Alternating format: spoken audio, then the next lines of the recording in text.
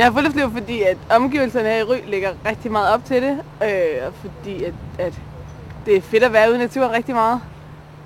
Og så har vi jo den sejeste friluftslærer, som Torben siger, der er jo en konsekvens i naturen, så hvis man ikke har tøj nok på, så fryser man, og hvis man ikke har fået mad med, eller ikke kan finde tænde et bål, jamen så får man ikke noget mad. Vi er i gang med at sætte hængekøjer op, sådan at hvis man har lyst, så kan man komme op og sove i dem i nat. Mm-hmm. Så vi har startet med at sætte nogle topsikringer op. Det er dem, vi har helt oppe i toppen. Og så skal vi lave projektklatring. Det er det her. Hvor man træder op i sit eget reb, så kan man sådan nogle snopper her træde op.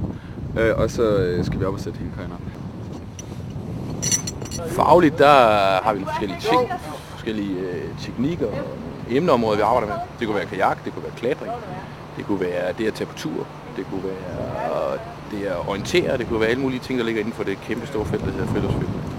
Det personlige vil jo være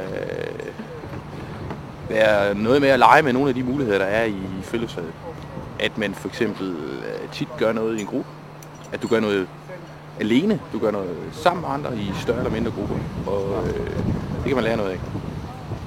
Det skal være min påstand.